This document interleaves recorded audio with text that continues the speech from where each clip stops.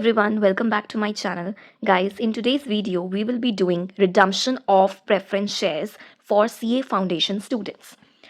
So, before moving on to any question, I would like to discuss few lines or few concepts with you, and आपको वो हर line को highlight कर लेना है for your reference. Okay? Redemption is a process of repaying an obligation at pre-arranged amounts and timings. Okay? So first of all redemption of preference shares में redemption का meaning क्या है? रिडम्पशन का मतलब क्या होता है? रिडम्पशन का मतलब होता है कि पहले हमारा कॉन्सेप्ट क्या रहता है, शेयर्स इशू करने का. तो वो शेयर्स इशू हम क्यों करते हैं? फंड्स के लिए. We are a company and we are issuing shares. Our main purpose is to raise funds for the company, right? So now after issuing shares and after raising those funds from the shareholders, is there any obligation to pay them back? Answer is yes. पैसा लिया है तो वापस तो करना है ना, उधार है ये आपका एक तरीके का, राइट? तो उसे हम बोलते हैं रिडम्पशन, राइट? प्रेफरेंस शेयर्स आपने इशू किए. Your main motive was to raise funds for your company. After that, the obligation to repay that funds back to the shareholders is known as redemption. Okay? ये बहुत ही basic सी term है. I don't think so being a CS foundation student कि आपको ये concept का मतलब नहीं पता होगा, क्योंकि ये आप 11th 12th में करके आते हैं, बट स्टिल एक आपका रिकॉल हो गया वो point. An obligation at pre arranged amounts and timings. अब इसका क्या मतलब है? इसका मतलब ये है कि जब आप शेयर्स इशू करोगे तो उसी टाइम पे आपका ये डिसाइड हो जाता है कि किस अमाउंट पे रिडम्पशन होगी और कब होगी. अमाउंट और टाइम प्री अरेंज्ड रहता है. Okay?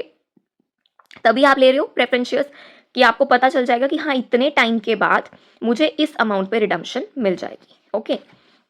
Now these shares are issued on the terms that shareholders will at a future date be repaid the amount which they invested in the company.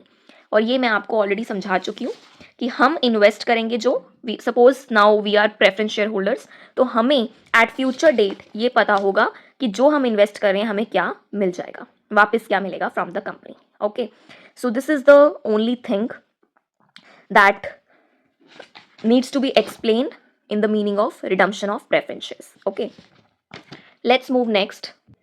Now the next point, a company can issue new shares, equity or preference, and the proceeds from such new shares can be used for redemption of preference shares. Okay, although ये बहुत ही बीच से मैंने एक line उठाई है आपको बताने के लिए, क्योंकि ये आगे आपके क्वेश्चंस में यूज होगी, तो इसका कॉन्सेप्ट मैं आपको नॉर्मली समझाऊंगी. क्या होता है? आपके प्रेफरेंस शेयर्स हैं जिसकी redemption you have to do, okay, for amount 110 rupees example. Okay, अब आपके पास सिर्फ 90 रुपीज़ हैं जिसमें से आप पे कर सकते हो प्रेफरेंस शेयर्स को. बाकी आपने सोच लिया यार मैं ना नए शेयर्स इशू कर देता हूँ, इन्हें नहीं, ये मत सोचना आप इनको एक रिप्लेस दे रहे हो. ओके, ये एक कॉन्सेप्ट अलग चलता है कि आपने किसी भी शेयर होल्डर्स को नए शेयर्स इशू किए, ठीक है? वो इक्विटी शेयर्स हो सकते हैं, वो प्रेफरेंस शेयर्स हो सकते हैं. बेसिकली आपने फंडिंग के लिए फिर से शेयर्स इशू किए जो पहले किए थे. अब उसकी पेमेंट करने के लिए एक नया फंड रेज कर लिया. ओके, बैंक में पैसा आया, उसे आपने यूटिलाइज कर लिया, ठीक है? तो ये बस इतना कहना चाहता है कि आपके पास खुद के पैसे हैं, ठीक है, नहीं है तो आपने सारे ही नए शेयर्स से फंड रेज करके पुराने शेयर होल्डर्स को पे करना है. वो आप इक्विटी शेयर्स की प्रोसीड से भी कर सकते हो, प्रेफरेंस शेयर्स की भी प्रोसीड से कर सकते हो इसकी रिडम्पशन. बस ये कहना चाहता है, ठीक है? सिंपल सा कॉन्सेप्ट क्या है इसके पीछे कि जो पुराने शेयर्स हैं उसका पैसा चुकाने के लिए नए शेयर्स इशू करके फंड रेज किए जा सकते हैं. और वो शेयर जरूरी नहीं कि प्रेफरेंस शेयर्स ही हो, इक्विटी शेयर्स की प्रोसीड भी यूज की जा सकती है. Okay, that's it. Now we will do the accounting entries for redemption of preference shares. मैं हमेशा कहती हूँ जो ये अकाउंटिंग ट्रीटमेंट है किसी भी चैप्टर का, ये क्वेश्चन से पहले समझ लो ताकि क्वेश्चन सिर्फ सॉल्विंग के लिए रह जाए, आपको क्वेश्चन समझने की जरूरत ना पड़े. Okay, so first criteria is when new shares are issued at par. अब ये पता है किसकी अकाउंटिंग ट्रीटमेंट है, जो मैंने आपको लाइन समझाई है कि नए शेयर्स को इशू करके फंड्स रेज करके पुराने को पे करना, अब ये उसकी अकाउंटिंग ट्रीटमेंट की बात कर रहा है। Accounting treatment, okay. सो पहला वो ये कहता है कि जो न्यू शेयर्स हैं वो आपने इशू किए हैं एट पार, ठीक है, you issued new shares at par. तो when you issue new shares, अब आप शेयर्स वाले चैप्टर में चले जाओ। अब उस टाइम पे ना दिमाग में ये आता है कि यार शेयर्स में हमने पहले एप्लीकेशन मंगवाई, फिर अलॉटमेंट मंगवाई, फिर हमने कॉल्स मंगवाई थी। अब ये नेक्स्ट चैप्टर्स में सीधा सीधा क्यों करते हैं, ऐसा क्यों करते हैं? तो बात इतनी सी है, अगर यहाँ पर भी क्वेश्चन में होगा कि पहले एप्लीकेशंस मंगवाई, फिर अलॉटमेंट करी, फिर कॉल्स पे पैसा मंगवाया, तो यहाँ पर भी आप सेम प्रोसेस रखेंगे। Although I don't think so इस तरीके का क्वेश्चन आईसीआई देगा, बट स्टिल फॉर एग्जाम्पल दे दिया तो यहाँ पर भी आपने यही बच्चे प्रोसेस फॉलो करना है। लेकिन यहाँ पे आपको क्वेश्चंस कैसे मिलेंगे? They issued new shares at par and all the money received, इस तरीके से होगा, मतलब पैसा आपको सब मिल जाए की बारी में। तो सीधी सी बात क्या करनी है, आपने बैंक में पैसा लेना है और शेयर कैपिटल बुक कर देनी है। अब ये नहीं कि पहले एप्लीकेशन अलॉटमेंट और फिर पहले पैसा रिसीविंग और फिर एक कैपिटल बुकिंग की एंट्री होती थी ना, पहले आप बुक करते थे एप्लीकेशन पे पैसा, फिर एप्लीकेशन टू शेयर कैपिटल करते थे। यहाँ पे आपका एप्लीकेशन वाला अलॉटमेंट वाला प्रोसेस ही नहीं है, तो आपकी दो एंट्रीज एक ही में मर्ज हो जाएंगी, बैंक टू सीधा शेयर कैपिटल आप बुक करेंगे। एक बार मैं फिर से ये कॉन्सेप्ट आपको समझाऊंगी, व्हाट आई एम सेइंग, कि वहाँ पे आप बैंक, ये मैं वैसे हर जगह ही बता रही हूँ आजकल क्योंकि बच्चे कंफ्यूज हो जाते हैं इन कॉन्सेप्ट्स में। तो यहाँ पे आपको एप्लीकेशन की बात नहीं चल रही है कि अलॉटमेंट एप्लीकेशन ये सब चीज़ें चल रही हैं, कुछ नहीं है। यहाँ पे सीधा क्या हो रहा है, बैंक में पैसा आ रहा है और शेयर कैपिटल आपने रेज करी है, राइट, ठीक है, शेयर कैपिटल आपकी क्रेडिट हो जाएगी क्योंकि आपने शेयर्स इशू किए, दैट्स इट, और ये पार पे हुए हैं, ओके। अब अगर बात आती है प्रीमियम की, तो प्रीमियम क्या कहता है, जो बैंक में पैसा आया है वो आ गया 1110 रुपीज़, ठीक है, लेकिन जो आपकी शेयर कैपिटल की फेस वैल्यू है वो है 100, तो आपने 10 रुपये एक्स्ट्रा लिए हैं, तो ये कहाँ जाएगा, सिक्योरिटी प्रीमियम रिजर्व में, सिक्योरिटी प्रीमियम अकाउंट में जाएगा, ठीक है। SPA याद है, बोनस शेयर्स के लिए हम इसे यूज करते थे, ओके। ऐसे रिकॉल करते रहो करो आगे पीछे वाले कॉन्सेप्ट्स भी, ताकि आपको कॉन्सेप्ट क्लियर होने चाहिए बिफोर सॉल्विंग क्वेश्चंस, ठीक है। तो ये प्रीमियम अकाउंट वाला आई डोंट थिंक सो कोई दिक्कत वाली बात है, ये हमने बहुत जगह पे की है, फेस वैल्यू आ जाती है, सिक्योरिटी प्रीमियम आ जाता है। यहाँ पे बस अकाउंटिंग ट्रीटमेंट सिंपल है, पैसा आया, यही पैसा जो आया इसी से आपने पुराने शेयर होल्डर्स को पे करना है, और यहाँ पे नई कैपिटल बुक होगी, नई कैपिटल की फेस वैल्यू तो फेस वैल्यू पे जाएगी, ये आपने एक्स्ट्रा पैसा लिया है प्रीमियम पे, दैट्स इट, और कुछ भी नहीं है इसमें। अब आ जाओ रिडीम की एंट्रीज, रिडम्पशन।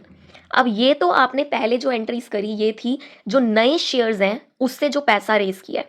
अब ये एंट्रीज हैं जो पुराने शेयर होल्डर्स जिनके लिए पैसा रेज किया है उनकी रिडम्पशन एंट्रीज कैसे करेंगे, तो ध्यान से देखना। देखो, प्रेफरेंस शेयर कैपिटल अकाउंट, इसके आगे रिडीमेबल वर्ड ऐड है, कंफ्यूज नहीं होना है, ये बेसिकली प्रेफरेंस शेयर कैपिटल ही है, जो स्टार्टिंग में हम जैसे ये रेज कर रहे हैं ना बैंक टू शेयर कैपिटल करके, तो आपने स्टार्टिंग में bank to preference share capital करके ये एंट्री बुक की होगी at the time of fund raising. अब जब रिडीम करेंगे तो ये एंट्री जो क्रेडिट में है ये डेबिट में जाएगी ऑब्वियसली, तो ये वही एंट्री है प्रेफरेंस शेयर कैपिटल की, उसके आगे रिडीमेबल वर्ड यूज किया हुआ है क्योंकि ये रिडीमेबल प्रेफरेंस शेयर्स हैं। रिडीमेबल प्रेफरेंस शेयर्स कौन से होते हैं, जिनको हम पैसा वापस करते हैं, ओके, फंड रेज करने के बाद पैसा वापस करते हैं, बस ये वो वर्ड ऐड किया हुआ है, अदरवाइज ये जो पहले हमने फंड रेजिंग के टाइम पे क्रेडिट की थी ये वही डेबिट एंट्री है, okay. Next, to preference share holders account, ठीक है, to preference share holders account. अब यहाँ पे आपके वो शेयर होल्डर के अकाउंट आ जाएंगे जिनको पैसा दिया जा रहा है, ओके। ये मैं कॉन्सेप्ट समझाऊंगी अभी आपको दूसरी ये वाली एंट्री के साथ, ठीक है। हम बात करें प्रीमियम की, राइट, अगर शेयर्स इशू हो रहे हैं प्रीमियम पे तब क्या होगा, तब आपको ध्यान रखना है, मैंने अभी आपको एक एंट्री बताई थी bank to preference share capital की at the time of fund raising, then preference share capital को आप डेबिट करेंगे एंड प्रेफरेंस शेयर होल्डर्स को यू विल पे, ओके। तो जो प्रेफरेंस शेयर कैपिटल है at the time of fund raising suppose 100 थी, तो आपकी कैंसलिंग एंट्री भी 100 रहेगी, लेकिन आप उन्हें पे जो है ना वो 110 कर रहे हैं, मतलब ज़्यादा कर रहे हैं। फंड आपने 100 के रेज किए लेकिन आप उनको पे इतना कर रहे हैं, दैट मीन्स आप 10 रुपये उन्हें प्रीमियम पे कर रहे हैं eight the time of redemption. Okay, और जो ये प्रीमियम है अब ये भी कैंसिल हो गया। आप हमेशा ध्यान रखना हर एक एंट्री का कैंसिलिंग इफेक्ट रहता है। तो ये जो प्रीमियम है ये आपकी कैंसिल होगी और ये पीएनएल में एक्सपेंस ऑफ हो जाएगी। ठीक है, प्रीमियम जो है पीएनएल में आप बुक करेंगे। अब जो ये प्रेफरेंस शेयर होल्डर्स की कैंसिलिंग एंट्री है, preference share holders account debit अब आप करेंगे जो आपने क्रेडिट किया था ऊपर वाली एंट्री में, और इन्हें आप पे कर देंगे। पेमेंट करेंगे तो आपका बैंक जो है वो रिड्यूस हो जाएगा, और वो कितना होगा, जितना आपने उन्हें एक्स्ट्रा पे किया सब मिला के। ओके, तो आई डोंट थिंक सो इसमें कुछ ज़्यादा दिक्कत आनी चाहिए। स्टिल हम इसको एक बार रिकॉल कर लेते हैं। अगर ये रिडीम हो रहे हैं पार पे, दैट मीन्स जितना पैसा लिया 100 लिया, 100 ही आपने वापस कर दिया। ठीक है, शेयर होल्डर्स अकाउंट को पहले आप शेयर होल्डर्स अकाउंट में शेयर कैपिटल को shareholder share preference share capital account को आप एंट्री में दिखाएंगे preference share holders account, then आप पेमेंट एंट्री दिखाएंगे। ओके, अब अगर प्रीमियम पे हो रही है तो आप प्रीमियम दिखाएंगे। पेमेंट एंट्री सिंपल होगी। हर एक का रिवर्सिंग इफेक्ट आपको पता होना चाहिए क्या होगा हर एक एंट्री का। ये किसकी रिवर्सिंग एंट्री थी, जो आपकी फंड रेजिंग के टाइम पे हुई थी उसकी रिवर्सिंग एंट्री। ये इसकी एंट्री पेमेंट एंट्री के साथ। प्रीमियम वाली एंट्री जो है वो पीएनएल में जाएगी। ओके, तो हर एक एंट्री का डबल इफेक्ट होता है, आपको ये चीज पता होनी चाहिए। ठीक है, तो आप सारी एंट्रीज रिकॉल कर पाएंगे इजीली। अब हम स्टार्ट करते हैं क्वेश्चंस के साथ। फर्स्ट इलस्ट्रेशन आती है, हिंदुजा कंपनी हैड 5008%। अब ये 8% क्या होता है ये पता होना चाहिए, ये डिबेंचर्स चैप्टर में भी हमने चीज पढ़ी है। ओके, अब redeemable preference shares of 100 each fully paid up. ठीक है, फुल्ली पेड अप है। फुल्ली पेड अप समझ गए, मतलब कोई कॉल पेंडिंग नहीं है, आपने जितना फंड रेज करना था वो आपने कर लिया है। Okay, the company decided to redeem these preference shares at par by issue of sufficient number of equity shares of 10 each fully paid up at par. You are required to pass necessary journal entries including cash transactions in the books of the company. सबसे पहले हम बात करते हैं जो हमारे preference shares हैं उनसे हमने फंड कितना रेज किया था ये पता होना चाहिए। Eight the time of fund आपका कितना था, 5000 at the rate of 100 each. ठीक है, तो ये हो गया आपके 5 लाख रुपीज। ओके, तो 5000 shares at the rate of 100 each और फुल्ली पेड अप है। दैट मीन्स कोई कॉल पेंडिंग नहीं है, आपने सारे पैसे कॉल्ड अप हैं आपके एंड पेड अप हैं। तो 5 लाख आपकी प्रेफरेंस शेयर कैपिटल है। अब आपने इसे रिडीम करना है, तो दैट मीन्स रिडीम भी आपने कितने करने हैं, 5 लाख रुपीज। क्योंकि यहाँ पे लिखा क्या हुआ है कि आई डोंट थिंक सो, पता नहीं क्यों ये ब्लर हो जाती है स्क्रीन, बट चलो। The company decided to redeem these preference shares at par लिखा है, तो दैट मीन्स जितने के आपने फंड रेज किए हैं उतने की ही अमाउंट की आप रिडम्पशन कर रहे हैं। ठीक है, 2 पॉइंट हो गए यहाँ पे क्लियर। अब इसे पे ऑफ करने के लिए न्यू शेयर्स हो रहे हैं इशू, एंड वो कौन से शेयर्स हैं, इक्विटी शेयर्स। कितने पे हो रहे हैं, 10 रुपीज पे। तो आपको नंबर ऑफ शेयर्स निकालने हैं। नंबर ऑफ शेयर्स कैसे निकालेंगे, 5 लाख रुपया चाहिए, 10 रुपए का एक इक्विटी शेयर्स है, तो 50,000 शेयर्स यू विल गेट। हम यहाँ देखते हैं इसका कोई वर्किंग नोट प्रिपेयर्ड है, अगर इसका कोई वर्किंग नोट प्रिपेयर्ड नहीं है, बट आपको इन्होंने ध्यान से देखिए बोला है कि sufficient number of equity shares जो हैं वो आप इशू करेंगे। दैट मीन्स आपको पता होना चाहिए नंबर ऑफ शेयर्स आप कितने इशू करने वाले हैं, इन्होंने नहीं बताए हैं। तो मेरे अकॉर्डिंग इन्होंने सिर्फ नरेशन में डाल के छोड़ दिया 50,000 इक्विटी शेयर्स ऑफ 10 ईच। मेरे अकॉर्डिंग अगर आप इसका एक वर्किंग नोट बना के आएंगे तो ज़्यादा अच्छा रहेगा। कुछ भी नहीं करना है, यही सब लिख के आ जाना है वहाँ पे। प्रेफरेंस शेयर्स में इतना फंड रेज हुआ था, रिडम्पशन अमाउंट इतनी है, रिडम्पशन अमाउंट को पे करने के लिए 10 रुपये के इक्विटी शेयर्स इशू किए जा रहे हैं, तो number of equity shares will be इतना, and that will be the sufficient number of equity shares. Okay, इस तरीके से आप वर्किंग नोट जरूर बना के आना। ओके, अब आ जाओ जर्नल एंट्रीज पे। जर्नल एंट्रीज पे क्या कोई प्रीमियम की बात चल रही है कि प्रीमियम पे हमने इक्विटी शेयर इशू किए, नहीं, पार पे किए, 10 रुपये पे किए। तो bank account debit to equity share capital, सीधा सीधा आपका 5 लाख रुपया हो जाएगा। ठीक है, पैसा मंगवाया, इक्विटी शेयर कैपिटल बुक की, फंड रेज कर लिया।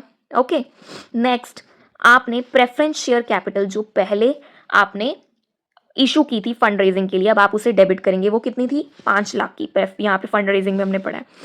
अब आप उसकी प्रेफरेंस शेयर होल्डर अकाउंट में जो रिडम्पशन कर रहे हैं वो भी आप कर रहे हैं पार पे, ठीक है, वो भी हम कर रहे हैं पार पे। तो 5 lakh 5 lakh preference share capital to preference share holder account. तो preference share holder to bank,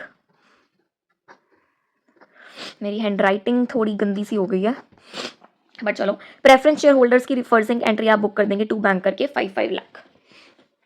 यहाँ पे ये मत कंफ्यूज होना कि इसकी रिवर्सिंग एंट्री क्या है, वो उन्होंने पूछी नहीं थी हमसे प्रेफरेंस शेयर कैपिटल की जो फंड रेजिंग के टाइम पे हुई होगी। तो ये मैंने आपको एक एजम्पशन बेसिस पे एक सिनेरियो क्रिएट करके बताया है ताकि आपके माइंड में रहे कि ये डेबिट में हम क्यों लेते हैं। ओके, तो इसकी आप ये एंट्री बुक कर देंगे। एक बार एंट्रीज चेक कर लेते हैं जो आईसीआई ने की है।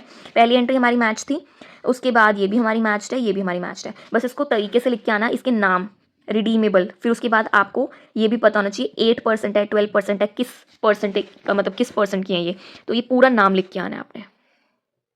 ओके, और नरेशन लिखनी है, ये पूरा नाम लिखना है एंड ये वर्किंग नोट बनाना है, that's it.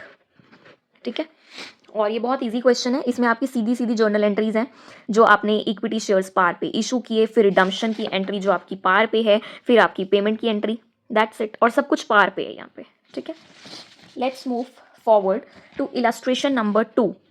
C Limited had 10% redeemable preference shares of 100 each fully paid up. The company decided to redeem these preference shares at par by issue of sufficient number of equity shares at 10 each and at a premium of 2. अब यहाँ पे premium concept आ जाता है। You are required to pass necessary journal entries. Okay, तो सबसे पहले मैं जो क्वेश्चन मैंने पढ़ा है वो मैं आपको अच्छे से बताती हूँ।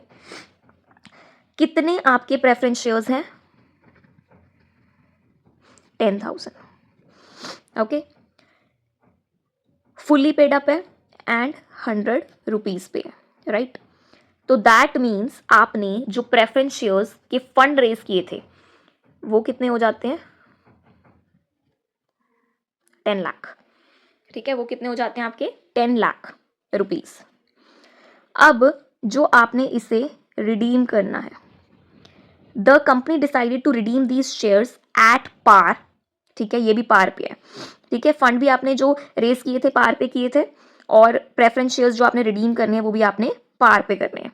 ओके, तो रिडीम भी कितने अमाउंट के हो जाएंगे? 10 लाख रुपीज।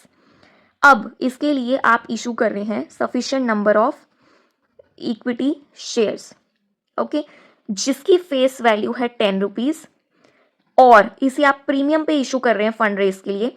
दैट मीन्स आप बैंक में जो पैसा मंगवा रहे हैं वो 12 मंगवा रहे हैं, इक्विटी, ओके, ये मैं आपको एंट्री के साथ ही समझा दूंगी ये कॉन्सेप्ट। अभी के लिए आप इतना ध्यान में रखें कि जो प्रेफरेंस शेयर्स के टाइम पे फंड रेज किया था वो 10 लाख है, रिडम्पशन भी 10 लाख की हो रही है। दैट मीन्स कोई प्रीमियम पे नहीं हो रहा है रिडम्पशन पे, लेकिन इस पैसे को पे करने के लिए जो फंड रेज किए जा रहे हैं वो प्रीमियम पे हो रहे हैं। ये कॉन्सेप्ट पिछली एंट्री से अलग है थोड़ा सा। ओके, और पास द नेसेसरी जर्नल एंट्रीज। अब आप आईसीआई के आंसर को बिना देखें सिर्फ ये सिनेरियो समझ के एंट्रीज पास करेंगे मेरे साथ। ओके, प्रेफरेंस शेयर्स की फंड रेजिंग की एंट्री उन्होंने पूछी नहीं है, ये तो हमने दिमाग लगाया अपना। रिडम्पशन हो रही है आपकी 10 लाख पे, जिसके लिए न्यू शेयर्स हुए हैं इशू। अब जो न्यू शेयर्स इशू किए हैं उसमें आपके पास बैंक में कितना पैसा आ रहा है? 12 रुपये के हिसाब से। ठीक है, आपको नंबर ऑफ शेयर्स निकालने हैं। पहले नंबर ऑफ शेयर्स निकालते हैं, सब छोड़ो। नंबर ऑफ शेयर्स अब कैसे निकाले जाएंगे, ध्यान से देखना। आपने इक्विटी शेयर्स जो है वो कितने अमाउंट पे इशू किए हैं? 12 पे, 12 पे। ठीक है, you have issued the amount to 12, 10 plus 2। Okay, अब नंबर ऑफ शेयर्स अब आप कैसे निकालोगे? यहाँ पे जो आप गलती करेंगे पहले मैं आपको वो बताती हूँ। बहुत बच्चे क्या करेंगे, 10 लाख रुपया चाहिए, चलो 10 लाख रुपया चाहिए क्योंकि रिडम्पशन अमाउंट कितनी है? 10 लाख रुपीज। ये कॉन्सेप्ट ध्यान में रखना, कई बार अमाउंट ही भूल जाओगे। कॉन्सेप्ट क्या है? जिसको पे करना है उसके लिए नए फंड्स आ रहे हैं, तो जिसको पे करना है उसी के बेस पे आप नंबर ऑफ शेयर्स निकालेंगे। बहुत से बच्चे यहाँ पे 12 करके आएंगे, which is wrong, which is wrong. क्यों? क्योंकि जो आप नंबर ऑफ शेयर्स लेंगे वो उसकी फेस वैल्यू से डिवाइड होगा हमेशा, वो हमेशा फेस वैल्यू से डिवाइड होगा कि कितने नंबर ऑफ शेयर्स आप इशू करेंगे, right. That is 1 lakh shares. ठीक है, ये गलत है और ये सही है। 1 लाख शेयर्स, क्यों? समझो ध्यान से, ये 2 रुपया आपकी मर्जी है, आपने इक्विटी शेयर्स पे एक्स्ट्रा प्रीमियम पे मंगवाया, प्रीमियम पे शेयर इशू किया, वो था तो 10 रुपए का, आपने शेयर होल्डर से 2 रुपए एक्स्ट्रा मंगवाए, प्रीमियम पे इशू किया शेयर, आपकी मर्जी, लेकिन नंबर ऑफ शेयर्स के लिए उसकी फेस वैल्यू यूज होगी। वो शेयर 12 रुपए का नहीं हो गया, वो प्रीमियम है 2 रुपए की, शेयर 10 रुपए का ही है, तो नंबर ऑफ शेयर्स जो है वो आप 10 के साथ डिवाइड करके 1 लाख शेयर्स निकालेंगे। ठीक है, एंट्री के लिए मैं नेक्स्ट पेज यूज कर रही हूँ। तो यहाँ पे आपकी बैंक में जो पैसा आया है वो 1 लाख शेयर्स पे 12 रुपए आया, राइट? लेकिन शेयर कैपिटल कितने की है? 1 लाख इंटू 10, तो ये 2 रुपए क्या है आपका? Security premium account. ठीक है, ये आपकी सेम एंट्री हो जाती है शेयर्स कैपिटल वाली, इसमें कोई प्रॉब्लम नहीं होनी चाहिए। ओके, तो ये आपकी फर्स्ट एंट्री हो जाती है जो बुक्स में, पैसा जो आपने मंगवाया 10 + 2 12 रुपए मंगवाया, शेयर कैपिटल कितनी बुक करोगे? फेस वैल्यू पे, और 2 रुपए का क्या है? प्रीमियम। नंबर ऑफ शेयर्स का आपने वर्किंग नोट जरूर बनाना है। लेट मी चेक यहाँ इन्होंने बनाया या नहीं। यस, यहाँ पे इन्होंने ये वर्किंग नोट बहुत अच्छे से बनाया है।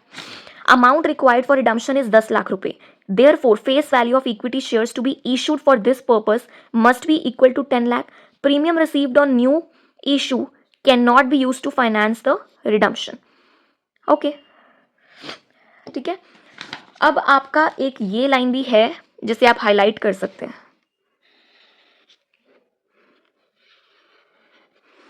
एक ये रीजन भी कह सकते हो जो मैंने आपको कॉन्सेप्ट पढ़ाया, लेकिन मुझे वो कॉन्सेप्ट जो है वो ज़्यादा बेटर लगता है जो इसके पीछे की बात करता है कि जो वो शेयर है मेरे अकॉर्डिंग फेस वैल्यू रहता है। मेरा ये इसके पीछे ये लॉजिक है जो बैठता है हर क्वेश्चन में। एक ये लाइन है जिसे भी आप ये बना सकते हो, एक कॉन्सेप्ट इसके पीछे का, premium received on new issue can not be used to finance the redemption. Okay, so this line can also be the reason behind this. But यहाँ पे ये वर्किंग नोट मुझे इतना अच्छा नहीं लगा, तो आपने number of shares properly calculate करके आना। ठीक है, नेक्स्ट एंट्री अब आती है, ये आपने इशू कर दिया, पैसा रेज कर लिया, अब जो बेचारे आपके प्रेफरेंस शेयर होल्डर्स हैं उनको पैसा दे दिया जाए। अब आप यहाँ पे प्रेफरेंस शेयर होल्डर्स अकाउंट करेंगे, कितना? 10 लाख रुपए, क्योंकि आप उसे पार पे कर रहे हैं पे। Preference share holder account to bank करेंगे आप 10 लाख रुपए। ये उसकी आईसीआई की जर्नल एंट्रीज है, बैंक में पैसा रेज किया, 12 शेयर कैपिटल बुक किया, प्रीमियम किया बुक, फिर आपने इसका पूरा नाम लिखना है, redeemable preference shares account to preference share holders आपने बुक कर दिया, फिर आपने पे कर दिया 10 लाख, दैट्स इट। ठीक है, अब आपको इसमें जो एक कॉन्सेप्ट था ना मेन, वो यही था समझने वाला, नंबर ऑफ शेयर्स, जो ये गलती आप कर सकते हैं, दैट्स इट, और कोई पॉइंट नहीं है। दूसरा, आपने इसके प्रॉपर वर्किंग नोट जो है वो बना के आना है, and this line is important for you, premium received on new issue cannot be used to finance the redemption. Now let's start with illustration number 3. G India Limited has 9,000 10% redeemable preference shares of 10 each fully paid up. Okay, तो illustration number 3 की अगर मैं बात करूं, वो कहता है कि उसके पास जो प्रेफरेंस शेयर्स हैं फंड रेजिंग के, ठीक है, वो 9,000 इंटू 10 रुपीज़ यानी कि 90,000 रुपीज़ के हैं, फुल्ली पेड अप है। The company decided to redeem these preference shares at par. ठीक है, अब जो कंपनी है वो इसे रिडीम करना चाहती है एट पार यानी कि 90,000 पे ही, by issue of sufficient number of equity shares of 9 each fully paid up. मुझे ये बहुत ही सिंपल सा क्वेश्चन लगा। इसके लिए जो आपने इक्विटी शेयर्स इशू करनी है वो 9 रुपये पे करनी है। ठीक है, तो अब आप नंबर ऑफ शेयर्स कैसे निकालोगे? Redemption value divide by equity face value, वो आ जाएंगे आपके 10,000 शेयर्स, न्यू इक्विटी शेयर्स। ठीक है, ये वर्किंग नोट हर क्वेश्चन में बना के आओगे। इसकी एंट्रीज क्या होंगी? जो इसका पैसा आया bank to equity share capital account, then जो आपके रिडीमेबल प्रेफरेंस शेयर्स हैं to preference share holder, then preference share holder to bank, सब में amount will be 90,000। Bank to equity share capital, पैसा मंगवाया, 10,000 इक्विटी शेयर्स दिए 9 पे, नरेशन जरूर लिख के आनी है, इसका पूरा नाम लिखेंगे आप और वर्किंग नोट बनाएंगे। ठीक है, देन ये आपने preference share holders account book किया, देन आपने पेमेंट कर दी प्रेफरेंस शेयर होल्डर्स को। आई डोंट थिंक सो ये इलस्ट्रेशन ज़्यादा टफ थी, ये सिंपल फर्स्ट इलस्ट्रेशन की तरह ही आपकी इलस्ट्रेशन थी। ठीक है, ये पॉइंट था जिसमें आपको ध्यान रखना है, प्रीमियम के साथ नहीं फेस वैल्यू के साथ डिवाइड करना है। ओके, यहाँ पे आपसे ये पूछा हुआ एट अ प्रीमियम ऑफ 2 पर share as fully paid up you are required to pass journal entries including cash transactions in the book of the company. Illustration 2 है। यहाँ पे कहीं पे आपसे नंबर ऑफ शेयर्स नहीं पूछा है, लेकिन इन्होंने यहाँ पे आपको बताया नहीं है सफिशिएंट नंबर ऑफ शेयर्स। वो कहते हैं सफिशिएंट नंबर ऑफ शेयर्स जो हैं आप करेंगे, वही हर जगह पे है सफिशिएंट नंबर ऑफ शेयर्स। तो वो सफिशिएंट नंबर ऑफ शेयर्स कितने हैं वो आपको हर एक क्वेश्चन में वर्किंग नोट दिखाना है। ओके, अब आपका नेक्स्ट कॉन्सेप्ट जो है वो है calculation of minimum fresh issue of shares. Okay, ये आपका बेस्ड है ये कुछ फॉर्मूलाज पे। वैसे ये फॉर्मूलाज की आपको इतनी ज़रूरत नहीं है, ये मैं आपको इसके बिना ही समझाऊंगी, बट हाँ ये concept is little bit different. इसके लिए आपके 2 फॉर्मूलाज रहते हैं जो आपको ध्यान में रखने हैं। इसको रट्टा मारने की ज़रूरत नहीं है, अभी के लिए मैं आपको पढ़ा देती हूँ। Minimum proceeds of fresh issue of share के लिए आप क्या करेंगे, जो आपकी नॉमिनल वैल्यू है प्रेफरेंस शेयर्स की जिसे आप रिडीम करना चाहते हैं, नॉमिनल वैल्यू, उसमें से आप माइनस करेंगे मैक्सिमम अमाउंट जो आपके पास रिजर्व्स एंड सरप्लस अवेलेबल है। प्रेफरेंस शेयर्स की जो रिडीमेबल अमाउंट है नॉमिनल वैल्यू, उसके लिए जो भी है, जैसे सपोज 5 लाख पे आपने रिडीम करना है, उसमें से आप माइनस करेंगे जो आपके पास रिजर्व्स एंड सरप्लस अवेलेबल है, उससे आपकी मिनिमम प्रोसीड्स आ जाएंगी और उस मिनिमम प्रोसीड्स को आप डिवाइड करेंगे फेस वैल्यू ऑफ 1 शेयर से, तो आपके मिनिमम नंबर ऑफ शेयर्स आ जाएंगे। अब ये क्या किया है, कुछ नहीं किया, ये कोई ज़रूरत नहीं है आपको फॉर्मूलाज रट्टे लगाने की। जहाँ पे रट्टे लगाने होते हैं मैं बता देती हूँ, इसको लर्न ही कर लो, लेकिन इसको लर्न नहीं करना है, इसको समझना है। ठीक है, क्या क्या लर्न करो। अब देखो, अगर मैं चले जाऊँ पिछले क्वेश्चंस पे, ठीक है, तो वहाँ पे हम क्या कर रहे थे, जो आपकी रिडीमेबल अमाउंट है 90,000 रुपीज़, उसको हम डिवाइड कर रहे थे फेस वैल्यू ऑफ 1 शेयर से, ठीक है, और आपके नंबर ऑफ शेयर्स आ रहे थे। ये किया हमने, जो आपकी रिडीमेबल अमाउंट है उसको डिवाइड किया फेस वैल्यू से। यहाँ पे मैंने कहा था कि प्रीमियम वाली अमाउंट ना लेके फेस वैल्यू से करना है, ठीक है, तो ये भी वही कर रहा है, जो आपकी रिडीमेबल अमाउंट है उसे ये भी डिवाइड फेस वैल्यू से ही कर रहा है। सिर्फ एक चीज़ यहाँ पे एक्स्ट्रा आई है, वो क्या है, वो ये है कि जो 90,000 आपकी रिडीमेबल अमाउंट है उसमें से माइनस कर रहा है जो आपके पास रिजर्व्स एंड सरप्लस अवेलेबल है। मतलब कुछ पैसा वो कह रहा है कि इसमें से यूज कर लो, ठीक है, सपोज ये आपके पास 50,000 के ये पड़े हैं, तो वो कह रहा है कि 90,000 की अमाउंट जो देनी है उसमें से 50,000 तो अपने पास हैं, बचे हुए 30,000 हम न्यू फंड रेज कर लेते हैं न्यू इक्विटी शेयर्स इशू करके, ये कह रहा है वो, ठीक है।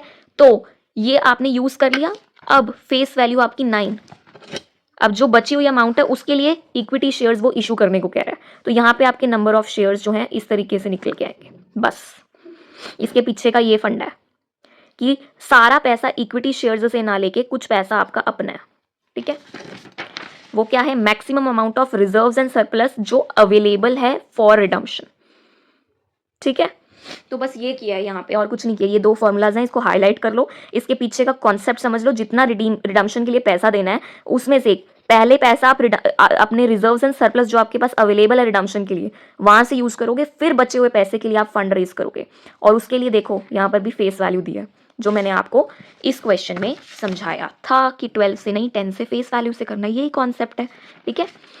तो आपने भी वही किया है, लेकिन यहाँ पे सारे पैसे के लिए जो आपने 90,000 देना है सबके लिए नया फंड नहीं रेज कर लिया, पहले आपने ये यूज किया और फिर बचे हुए के लिए नया फंड रेज किया। बस ये है इसके पीछे का कॉन्सेप्ट। अब आ जाओ इलस्ट्रेशन नंबर 4 पे, क्या कहता है ये कहता है कंपनी को इशू करनी है मिनिमम नंबर, कम से कम इक्विटी शेयर से पैसा लेना है, और इक्विटी शेयर जो है वो है आपका 9 रुपीज का, ठीक है। तो इक्विटी शेयर्स की अगर हम बात करें वो है 9 रुपीज ईच का, ठीक है, ये कह रहा है, और उसको मिनिमम चाहिए, ठीक है। यहाँ पे ये बात ही सारी इतनी है कि जो आपके मिनिमम नंबर ऑफ ये है मिनिमम नंबर ऑफ शेयर्स, ये कॉन्सेप्ट ही उसके लिए है कि जो आपने इक्विटी शेयर्स इशू करके फंड रेज करना है that shares must be minimum in number, okay. और एक शेयर की वैल्यू होगी 9 रुपीज। और रिडीम अमाउंट क्या है अब आपकी, अब ध्यान से समझो, रिडीम अमाउंट क्या है,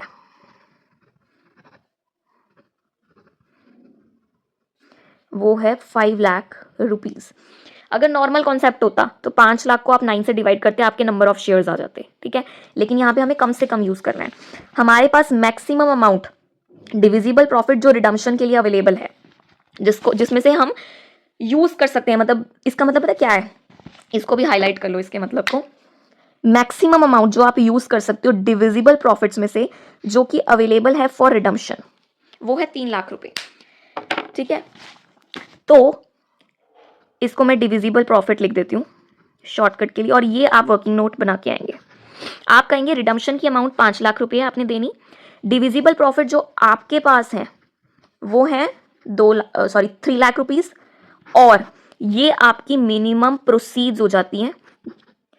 ठीक है, that you have to like for this minimum proceed you have to issue fresh shares. आप ये लाइन इस तरीके से लिख सकते हैं, minimum proceeds of fresh issue of shares, मतलब जो आपने नया शेयर इशू करके फंड रेज करना है वो आपको कितना चाहिए, 2 लाख रुपया।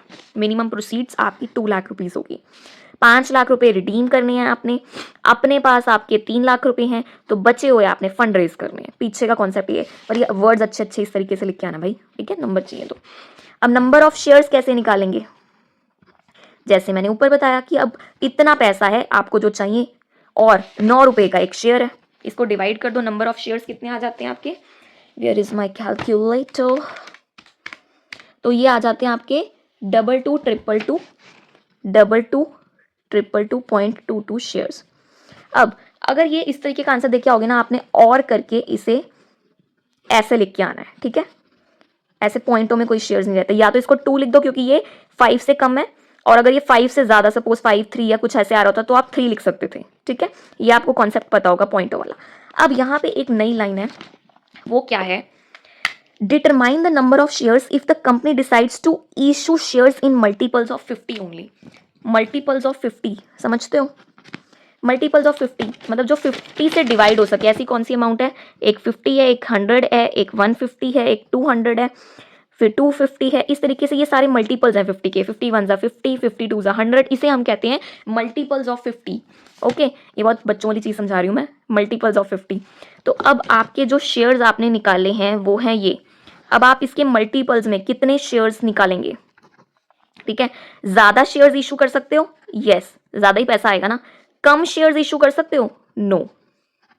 ज्यादा कर सकते हो, यस। कम कर सकते हो, नो। क्यों, क्योंकि आपको तो 2 लाख तो पूरे चाहिए ही चाहिए। ठीक है, तो 2 लाख के लिए तो फंड्स चाहिए ही चाहिए।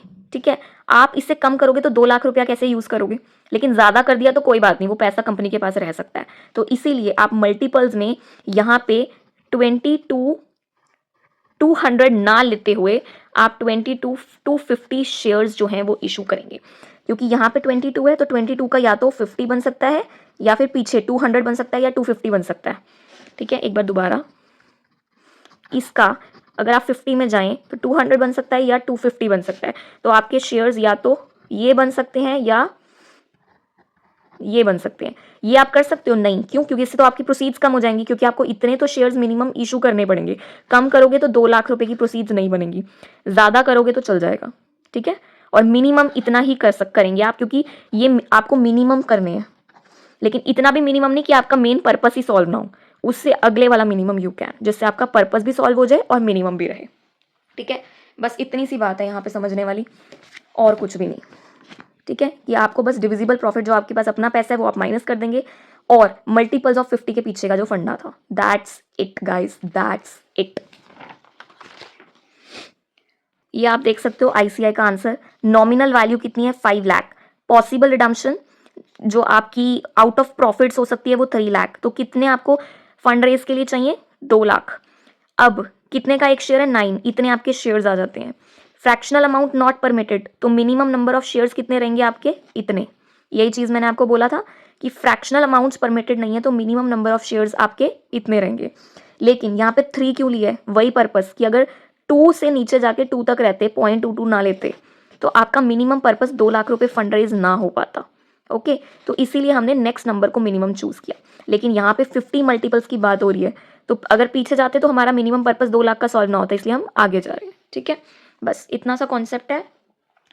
नेक्स्ट गाइज मैं आपको ये कहूँगी कि बाकी जो इलस्ट्रेशंस हैं, जैसे आपकी 5th इलस्ट्रेशंस, ये भी मुझे कुछ ज़्यादा बड़ी नहीं लगती है, लेकिन इसको मैं नेक्स्ट वीडियो में कवर करूँगी। ये वीडियो बहुत बड़ी हो चुकी है, इसमें आपके बेसिक कॉन्सेप्ट्स और आपकी बेसिक इलस्ट्रेशंस कवर करवा दिए मैंने, और एंड में मेरा सिर्फ एक ही मोटिव रहता है आपसे एक रिक्वेस्ट करना कि एक लाइक, एक कमेंट और सब्सक्राइब, ये तीनों चीज़ें मुझे ही मोटिवेट कर देती हैं आपके लिए बार बार अच्छी अच्छी वीडियोस, अच्छे अच्छे कॉन्सेप्ट्स में ईजी वे में एक्सप्लेन करने के लिए मैं और वीडियोस बनाते रहूँ। इस चीज़ की मोटिवेशन मिलती है मुझे। तो प्लीज़ ये 3 चीज़ों में यार इतना टाइम नहीं लगता, आपका 1 मिनट भी नहीं जाएगा, तो इतना कर दिया करो please. Thank you so much.